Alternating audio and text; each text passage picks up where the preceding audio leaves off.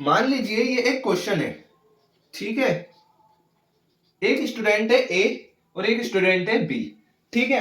अगर a student ने इस क्वेश्चन को 3 स्टेप में सॉल्व किया और बी स्टूडेंट ने इसी क्वेश्चन को 4 स्टेप में सॉल्व किया, तो आप कौन से स्टूडेंट के क्वेश्चन सॉल्विंग स्टेप को प्रेफर करोगे? क्योंकि इसने 3 स्टेप में सॉल्व कर दिया, तो आप इसके स्टेप्स को प्रेफर करोगे, आप इसके क्वेश्चन सॉल्व करने के तरीके को अपनाओगे, ठीक है। सेम एज इट इज अगर हम डीएसए में आ जाए, तो डीएसए में अगर ए जो है एल्गोरिदम 1 है, ठीक है, और ये एल्गोरिदम 2 है बी, ठीक है, या मान लीजिए एल्गो ए ये है, एल्गो बी ये है, और कोई एक प्रॉब्लम है जिसमें हमने कोडिंग की, और कोडिंग करने के बाद एक एल्गो 1 ए पे काम कर रहा है, एक एल्गो बी पे काम कर रहा है, ठीक है। और ये वाला जो एल्गोरिदम है, इसमें जो स्टेप्स हो रहा है, ठीक है, यहाँ स्टेप्स को क्या कहेंगे? ऑपरेशन। इसने 3 ऑपरेशन में इसे सॉल्व किया, और इसने इसने 4 स्टेप्स ऑपरेशन में इसे सॉल्व कर दिया, ठीक है। तो कौन सा वाला हम प्रेफर करेंगे? ये वाला एल्गोरिदम ए को प्रेफर करेंगे, ठीक है। इसी चीज को एनालाइज करने के लिए अगर मान लीजिए हम इनपुट साइज इंक्रीज करते हैं ए का, और बी का इनपुट साइज इंक्रीज करते हैं, ठीक है, तो इस कॉम्प्लेक्सिटी को एनालाइज करने के लिए, जैसे मान लीजिए अगर एल्गो ए का इनपुट साइज इंक्रीज होता है, ठीक है, तो नंबर ऑफ ऑपरेशन कितने इंक्रीज होंगे? ठीक, एल्गो बी का इनपुट साइज इंक्रीज होता है, तो नंबर ऑफ ऑपरेशन कितने इंक्रीज होंगे, ठीक है। इसी चीज को एनालाइज करने के लिए हम कॉम्प्लेक्सिटी के कॉन्सेप्ट को यूज करते हैं, टाइम कॉम्प्लेक्सिटी के कॉन्सेप्ट को यूज करते हैं। एक बात का खास ध्यान रखें, टाइम कॉम्प्लेक्सिटी बताती है क्या? टाइम कॉम्प्लेक्सिटी हमें बताती है कि अगर हम किसी एल्गोरिदम में नंबर, यानी नंबर ऑफ इनपुट्स, जिसे हम एन से डिनोट करते हैं, नंबर ऑफ इनपुट इंक्रीज करते हैं, टाइम कॉम्प्लेक्सिटी क्या बताती है? अगर हम नंबर ऑफ इनपुट इंक्रीज करते हैं, ठीक है, तो कितने नंबर ऑफ ऑपरेशन इंक्रीज होते हैं, ठीक है, कितने नंबर ऑफ ऑपरेशन किस तरीके से इंक्रीज होते जाते हैं, ये हमारी टाइम कॉम्प्लेक्सिटी बताती है। इसी चीज को हमारी टाइम कॉम्प्लेक्सिटी बताती है, ठीक है। अब जैसे एक एग्जाम्पल लेते हैं, मान लीजिए n है 5, ठीक है, n है 5, यानी नंबर ऑफ इनपुट कितने हैं? 5। तो मान लीजिए 5 में एल्गो ए ने 3 स्टेप परफॉर्म किए और एल्गो बी ने 4 स्टेप परफॉर्म किए, ठीक है, 4 ऑपरेशन में इसे सोल्व किया और इसने 3 ऑपरेशन में इसे सोल्व किया।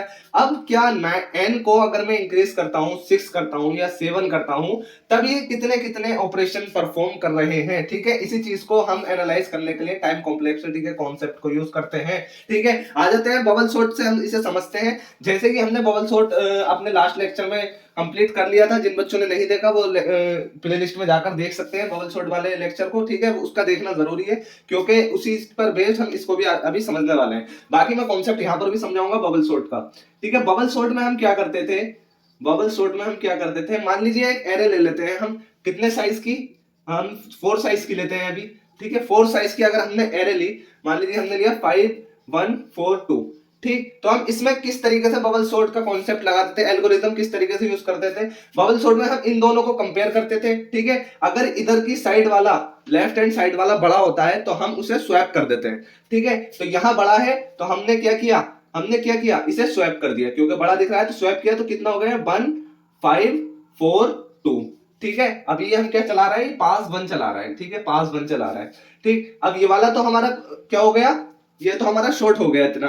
अब फिर जो है हम इसे चेक करते थे, ठीक है, इन दोनों को कंपेयर करते थे, इन दोनों को कंपेयर कर लिया, अब इन दोनों को कंपेयर किया तो फिर स्वैप हो जाएगा, यहां स्वैप हुआ, फिर अब ये फिर स्वैप हो जाएगा, ठीक है। जब स्वैप होगा तो क्या बन जाएगा? 1 4 5 2, ठीक है। अब ये भी कंपेयर हो गए, ये भी कंपेयर हो गए, ठीक है। अब क्या होगा? इन पोजीशन के कंपेयर हो गए, ठीक है। अब ये दोनों कंपेयर होंगे, जब ये दोनों कंपेयर होंगे तो फिर ये स्वैप हो जाएगा, फिर ये क्या हो जाएगा? स्वैप हो जाएगा, तो क्या हो जाएगा? 1 4 2 5। ये हमारा क्या हो गया? जो हमारा बड़ा एलिमेंट था, जो हमारा बड़ा वैल्यू वाला एलिमेंट था, वो लास्ट में पहुंच गया, देखिए 5 1 4 2 1 4 2 5 एंड में पहुंच गया, ठीक है। और हमने कॉन्सेप्ट समझाया था बबल सॉर्ट, इसे इसलिए कहा जाता है क्योंकि बड़ा एलिमेंट लास्ट में पहुंच जाता है, एज अ सॉफ्ट बबल की तरह, जैसे बड़ा वाला जो हमारा बबल होता है वो ऊपर आ जाता है, ठीक है। तो इसमें थोड़ा हम ज्यादा डीपली नहीं जाएंगे। तो ये हमारा पास 1 चला, ठीक है, ये हमारा पास 1 चला, इसमें एलिमेंट स्वैप हुए, ठीक है, ऑपरेशन परफॉर्म हुए। फिर हम क्या करेंगे? पास 2 चलाते हैं, तो पास 2 में क्या होता है? 1 4 2 5। अब क्या होता है? 1 4 2 5 कंपेयर होता है, ठीक है। इधर वाला छोटा है, अभी स्वैप नहीं होगा। इन दोनों में ये बड़ा आ रहा है तो स्वैप हो जाएगा, तो कितना हो जाएगा, ये दोनों जब स्वैप होंगे तो हो जाएगा 1 2 4 5, और ये हमारी एरे क्या हो गई, शॉर्ट हो गई। तो ये हमारी एरे क्या हो गई, शॉर्ट हो गई, ठीक। तो इसमें एक चीज नोटिस करने की है कि हमने कितने, यानी कि एक बार के लूप चलाने पे हमारा काम नहीं हुआ। एक बार के लूप चलाने पे इसमें साफ जाहिर हो रहा है कि हमारा काम नहीं हुआ। एक बार के लूप चलाने पे हमने कितने ऑपरेशन परफॉर्म किए, कितनी बार रिपीटेडली हमने कंपैरिजन किया, ठीक है। तो देखें, जब हमारा n इक्वल टू 4 था तो कितने ऑपरेशन परफॉर्म किए हमने, एक बार यहां किया, ठीक है, कंपैरिजन, फिर एक बार यहां किया कंपैरिजन, फिर एक बार यहां किया कंपैरिजन। 3 टाइम तो हमने इसमें इसी में कर लिया, ठीक है, 3 टाइम तो हमने इसी में कर लिया।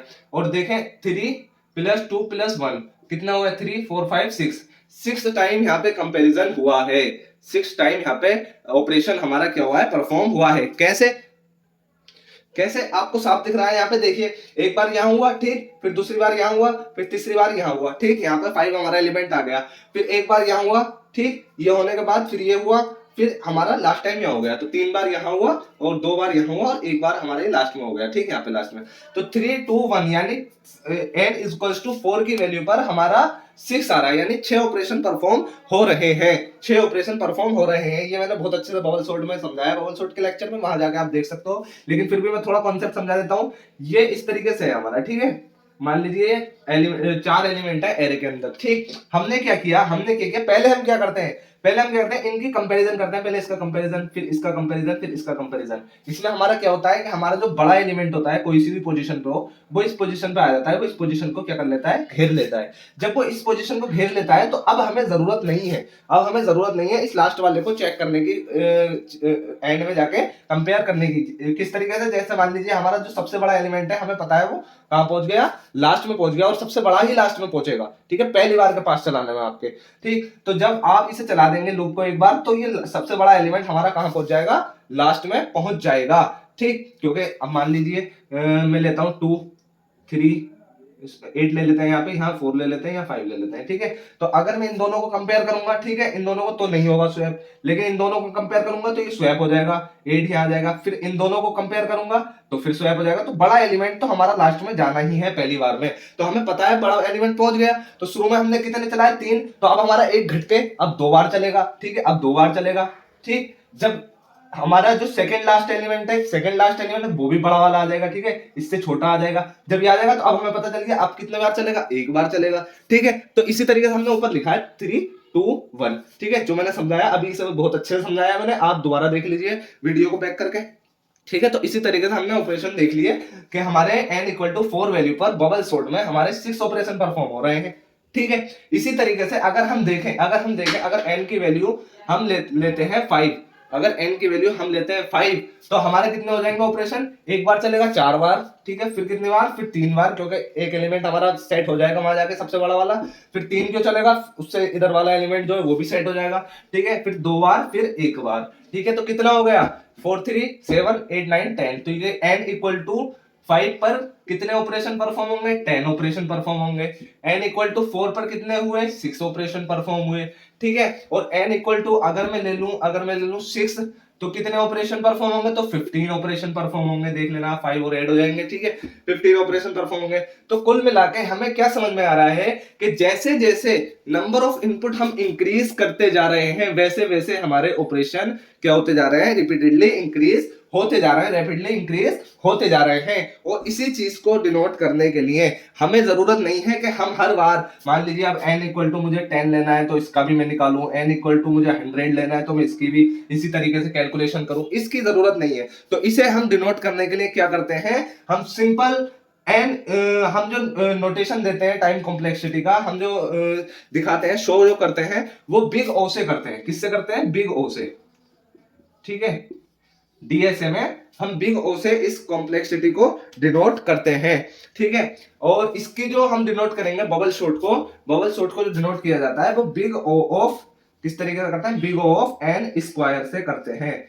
क्यों n² से क्यों करते हैं, क्योंकि अगर हम कंटिन्यूअसली देखें, n = 4 पे 6, n = 5 पे 10, n = 6 पे 15, और अगर हम n = 10 अगर मान लीजिए 100 लेते हैं, ठीक है, तो कितने 4 9 और 5 0 इतने अप्रोक्सीमेटली आते हैं, ठीक। तो जैसे जैसे इंक्रीज हो रही है, ठीक है, एन की वैल्यू, तो बिग ऑफ एन स्क्वायर हम क्यों कहते हैं, big O of n square क्यों कहते हैं हम, कि एन की वैल्यू जैसे जैसे इंक्रीज होती है, रफली हमारे जो ऑपरेशन है वो एन स्क्वायर की वैल्यू के बराबर इंक्रीज होते रहते हैं, एन स्क्वायर की वैल्यू के बराबर इंक्रीज रफली होते रहते हैं, ठीक है। मान लीजिए 10 ले रहे हैं तो उसके 100 ऑपरेशन हो रहा है, इस तरीके से बढ़ते जा रहे हैं, आपको यहाँ पर दिख रहे हैं, शो हो रहा है, अभी हमने देख लिया है, ठीक है। तो आई होप यहाँ पे आपको बिग ओ नोटेशन का समझ में आ गया है कि हम बिग ओ का क्या यहाँ पे रोल है और टाइम कॉम्प्लेक्सिटी का क्या रोल है। अब हमें इतना तो क्लियर हो गया इस इंट्रोडक्शन पार्ट से कि टाइम कॉम्प्लेक्सिटी का मतलब ये नहीं है कि एक एल्गोरिदम कितने सेकंड ले रहा है। टाइम कॉम्प्लेक्सिटी का मतलब होता है कि एक एल्गोरिदम में अगर हम इनपुट इंक्रीज करते हैं तो कितने नंबर ऑफ ऑपरेशन इंक्रीज होते हैं, ठीक है। उसी चीज को डिनोट किया जाता है, उसी चीज को एनालाइज किया जाता है टाइम कॉम्प्लेक्सिटी से। आई होप यहाँ तक आपका डाउट बिल्कुल क्लियर है। अब हमने सिर्फ ऊपर का जो ओवरव्यू था, इंट्रोडक्शन पार्ट था टाइम कॉम्प्लेक्सिटी का, वो देखा, ठीक है। अब जो हम चलेंगे, अब हम टाइम कॉम्प्लेक्सिटी की डेप्थ में चलेंगे। अगला लेक्चर जो आएगा हमारा एवरेज, वर्स्ट और बेस्ट केस, सब कुछ वहां बहुत अच्छे से समझेंगे हम। और यहाँ जो भी हमारे अगर कुछ कवर होने से रह गया है, ठीक है, टाइम कॉम्प्लेक्सिटी में, वो भी हम वहां पर कवर करेंगे। And thank you so much for watching full video. अब हम चलते हैं अपने नेक्स्ट लेक्चर की तरफ। And keep study and keep learning, और मुझे सपोर्ट करना ना भूलें, अपने फ्रेंड्स में इस वीडियो को ज्यादा से ज्यादा शेयर करें।